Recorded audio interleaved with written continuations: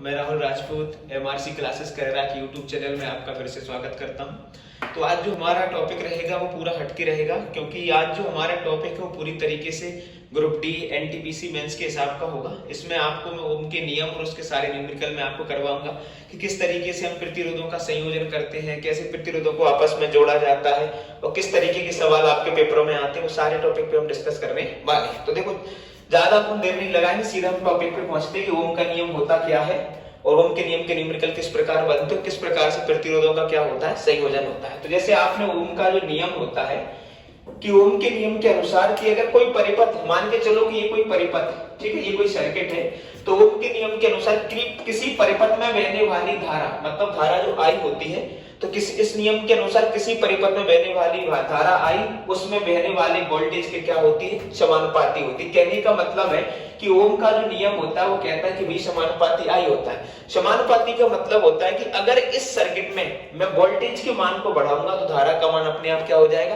बढ़ जाएगा, और अगर मैं धारा के मान को बढ़ाऊंगा तो वोल्टेज का मान क्या हो जाएगा, वो भी बढ़ जाएगा। तो समानुपाती का मतलब होता है कि समान अनुपात में चीजें क्या होती है, घटती बढ़ती है। अगर वोल्टेज घटता है तो धारा क्या हो जाएगी, अपने आप घट जाएगी। तो यही होता है आपका ओम का नियम कि अगर किसी परिपथ में कोई धारा I बह रही है तो उस परिपथ में जो वोल्टेज होता है वो धारा I के क्या होता है, समानुपाती होता है। और आपको पता है जैसे ही हम समानुपाती का चिन्ह हटाते हैं उसकी जगह पे एक नेतांक आपके सामने आ जाता है। इसी को क्या कहा जाता है, ओम का नियम। ये जो V बराबर होता है ये होता है आपका विभवांतर। V क्या होता है आपका विभवांतर। और यहाँ पे R जो होता है वो होता है प्रतिरोध, जो होता है कि धारा के मार्ग में जो रुकावट आ रही ना, वो क्या कहलाता है, उसका प्रतिरोध। और तीसरा जो I होता है वो होता है बहने वाली धारा, या इसको हम करंट कहते हैं। तो कहने का मतलब है कि अगर किसी परिपथ में कोई धारा I बह रही है तो धारा I जो होगी वो विभवांतर V के क्या होगी, समानुपाती होगी। इसी को हम क्या कहते हैं, ओम का नियम कहते हैं। तो जो आपका V बराबर क्या निकल गया है, RI। यहाँ पे R क्या है, प्रतिरोध, और I क्या है, आपका धारा है। तो अब इससे किस प्रकार के न्यूमेरिकल आपके पेपरों में बनते हैं उन चीजों को हम देखते हैं। जैसे मान के चलो पहला न्यूमेरिकल में यहाँ पे लेता हूँ कि किसी परिपथ में, मान के चलो कोई सर्किट है, आप इस मान लो ये केबल है, ये कोई परिपथ है, या आपके घर का परिपथ है। इस परिपथ में कोई ना कोई करंट बह रहा होगा, तो मान के चलो कि इस परिपथ में I बराबर, यानी हम कह दें कि 20 एम्पीयर की धारा क्या है, बह रही है। तो जब 20 एम्पीयर की धारा इसके परिपथ में बह रही है तो कोई ना कोई रुकावट, कोई ना कोई प्रतिरोध उसके मार्ग में उत्पन्न होगा, स्वाभाविक होगा।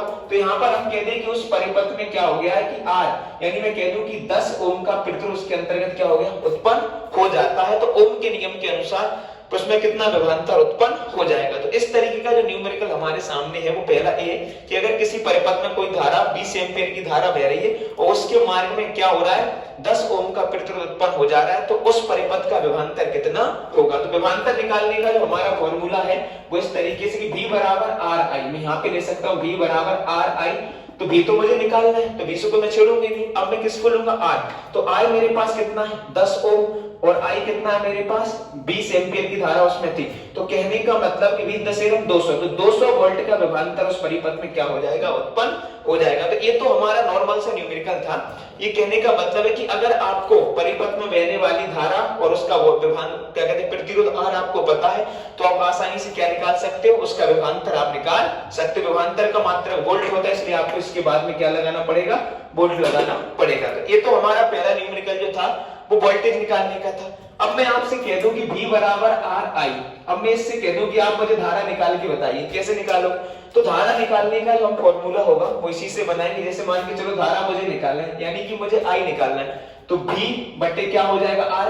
R जब यहाँ पर गुणा में तो कहां पे आ जाएगा, भाग में आ जाएगा। तो एक तो ये बन जाएगा आपका, इससे आप क्या निकाल लोगे, धारा निकाल लोगे। दूसरा वो आपसे ये भी कह सकता है कि आप प्रतिरोध निकालें, तो प्रतिरोध निकालने के लिए आप R को यहीं पे छोड़ दोगे, तो V जैसे का तैसा था, बटे में क्या आ जाएगा, I। यहाँ पे क्या आ जाएगा आपका R। इन तीन फॉर्मूलों के माध्यम से, ओम के नियम का जो फॉर्मूला होता है, इनके माध्यम से किसी भी चीज को आप आसानी से निकाल सकते हो। पहले हमने वोल्टेज निकाला V बराबर RI से, अब मैं आपको धारा निकाल के बता दूंगा, अब मैं आपको प्रतिरोध भी निकाल के बता दूंगा। चलो अगला जो सवाल है हम देखते हैं, देखो कैसे करते हैं उसको। जैसे मान के चलो मैं कहता हूं कि किसी परिपथ में 400 वोल्ट का विभवांतर है, किसी परिपथ में V बराबर कितना दिया आपके लिए 400 वोल्ट का विभवांतर उस परिपथ में क्या है बह रहा है। उस परिपथ के मार्ग में R बराबर क्या होता है 40 ओम का क्या हो जाता है प्रतिरोध उत्पन्न हो जाता है। यानी कहने का मतलब है कि आपको V बराबर 400 दिया है और उसके मार्ग में जो रुकावट आती है वो 40 ओम की रुकावट है, 40 ओम का रेजिस्टेंस है प्रतिरोध उसके मार्ग में उत्पन्न हो जाता है। तो उस परिपथ में कितने एम्पीयर की धारा बह रही है। अब मुझे धारा निकालना है, तो धारा का जो फॉर्मूला था वो I बराबर क्या था V बटे R। क्या था धारा निकालने का फॉर्मूला क्या था V बटे R। तो यहाँ पर I तो मुझे निकालना है, I को तो मैं बिल्कुल नहीं छेड़ूंगा। अब मुझे क्या दिया था V, तो V की वैल्यू मेरे पास कितनी थी 400 और R की वैल्यू मेरे पास कितनी थी 40 थी। तो दोनों को मैं यहाँ पे लिख लूंगा। अब इस तरीके से क्या होगा मैं इसको काट दूंगा, 0 से आपका 0 कट गया, 4 एकम 4, 4 दशमलव क्या हो जाएगा आपका 40। तो कहने का मतलब है कि उस परिपथ में 10 एम्पीयर की धारा क्या हो रही थी बह रही थी। जब आपको 400 वोल्ट का विभवांतर और 40 ओम का आपको रेजिस्टेंस दिया था उस समय उस परिपथ में 10 एम्पीयर की धारा बह रही। तो ये तो आपके ओम के नियम का दूसरा सवाल हो गया। तीसरा जो ओम के नियम से आपका बनता है कि अगर आपके पास वोल्टेज हो और आपके पास धारा हो तो आपको प्रतिरोध अगर निकालना है तो आप उसको प्रतिरोध भी आसानी से निकाल सकते हो। जैसे मान के चले तीसरा सवाल जो हम करते हैं यहाँ पर मैं इसको मिटा देता हूं और तीसरा सवाल हम देखते हैं कि जैसे मान के चले कोई परिपथ, हम कह रहे हैं कि ये कोई परिपथ है, इस परिपथ में 1000 एम्पीयर की धारा क्या है बह रही है। यानी I बराबर कितना बह रहा है 1000 एम्पीयर की इसमें धारा बह रही है और उसके मार्ग में लगभग हम कह देते हैं कि उस पर 3000 वोल्ट का क्या हो जाता है विभवांतर उत्पन्न हो जाता है। तो उस पर क्या हो जाता है 3000 वोल्ट का विभवांतर उत्पन्न हो जाता है। तो उस धारा के मार्ग में कितना प्रतिरोध या कितना रुकावट आएगी, आप कहने का मतलब है कि आपको R बराबर या प्रतिरोध बराबर आपको निकालना है। तो R का जो फॉर्मूला था वो था V बटे I। इसके माध्यम से हम क्या निकाल लेंगे, इसके माध्यम से हम आपका प्रतिरोध आसानी से निकाल लेंगे। तो जैसे देखिए मान के चलो R हम जैसा कितने से छोड़ेंगे, B की वैल्यू कितनी थी 3000 थी, तो 3000 वोल्ट को मैं यहाँ पे लिख लूंगा। I की वैल्यू मेरी कितनी थी 1000 थी। तो इसके माध्यम से 3 जीरो कट गए, 3 से कट गए, तो R बराबर कितना बचा 3। तो 3 नहीं होगा क्या 3 ओम होगा। तो कहने का मतलब है कि जिस परिपथ में I बराबर 1000 एम्पीयर की धारा बह रही थी और उस पर लगभग 3000 वोल्ट का विभवांतर उत्पन्न था, तो उस परिपथ में कितनी रुकावट है कितना प्रतिरोध उत्पन्न होगा। तो इस फॉर्मूले के माध्यम से मैंने निकाला तो 3 ओम का प्रतिरोध हमारा निकल के आया। तो ये तो मैंने सामान्य तौर पे आपको आसानी से समझा। संख्या आप अपने मन से कोई भी लिख सकते हो, आप पॉइंट में भी लिख सकते हो, आप जिस तरीके के आपके पेपर में मेन जो टॉपिक होता है इसको समझने का जो तरीका होता है वो यही होता है कि वो ये तीनों जो चीजें मैंने निकाल के लाए वो भी समानुपाती I से ही निकल के आई। इसी को हम क्या कहते हैं ओम का नियम कहते हैं। तो ये तो ओम के नियम थे। बेसिकली 3 प्रकार के क्या थे आपके न्यूमेरिकल बन जाते हैं। पहला बन जाता है आपको विभवांतर निकालना पड़ता है, दूसरा जो होता है आपको धारा निकालनी पड़ती है और तीसरा जो होता है आपको प्रतिरोध निकालना पड़ता है। तो ये तो थे ओम के नियम के क्या आपके 3 न्यूमेरिकल। अब क्या होता है, अब प्रतिरोधों का क्या होता है संयोजन होता है कि आप प्रतिरोधों को आपस में जोड़ोगे और प्रतिरोधों के संयोजन के आधार पर न्यूमेरिकल भी आपके पेपर में बहुत ज्यादा पूछे जाते हैं। तो प्रतिरोधों का जो संयोजन होता है ना वो मुख्य रूप से कितने प्रकार का होता है 2 प्रकार का प्रतिरोधों का संयोजन, या कह सकते हैं कि आप रेजिस्टेंस जो कॉम्बिनेशन होता है वो कितने प्रकार से होता है 2 प्रकार से होता है। पहला होता है आपका श्रेणी क्रम संयोजन। पहला कौन सा होता है श्रेणी क्रम संयोजन, और दूसरा हमारा जो होता है वो होता है आपका समांतर क्रम संयोजन। दूसरा हमारा क्या होता है समांतर क्रम संयोजन होता है। ठीक है, श्रेणी क्रम और समांतर क्रम दोनों में बहुत ज्यादा अंतर होता है। अगर आप देखोगे अंतर ऐसे आप उसको फाइंड नहीं कर पाओगे और ये चीजें आपके पेपर में आपको बहुत ज्यादा परेशान करेंगे। श्रेणी क्रम संयोजन का मतलब होता है कि अगर हम श्रेणी क्रम संयोजन में बना के दिखाता हूं तो श्रेणी क्रम जो संयोजन होता है उसमें 3 प्रतिरोधों को श्रेणी की सीरीज के रूप में कितने भी प्रतिरोधों को आप आसानी से इस तरीके से जोड़ सकते हो। तो मैंने कहा कि इस तरीके से मैंने सीरीज कॉम्बिनेशन बनाया।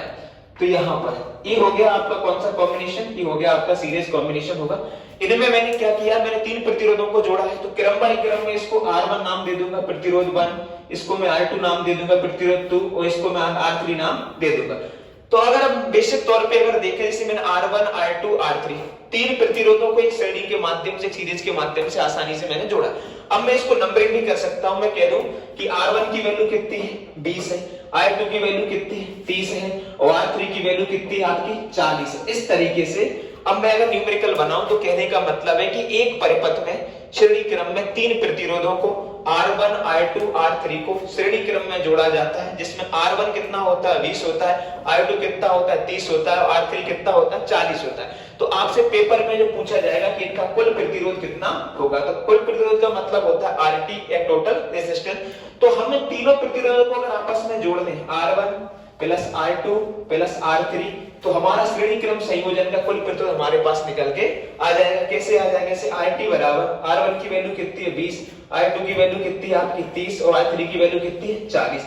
तो RT बराबर जो आपका निकल के आएगा 40 30 70 और 20 90। तो 90 ओम का टोटल इस पे क्या हो जाएगा? प्रतिरोध हो जाएगा। तो ये तो हमारा ओम के नियम का आपका पहला बेसिक वीडियो था। तो जो भी चीजें होंगी हम क्रम बाय क्रम उसको आगे बढ़ाते जाएंगे। ऐसे हमारे चैनल को सब्सक्राइब करें। बहुत बहुत धन्यवाद। ठीक।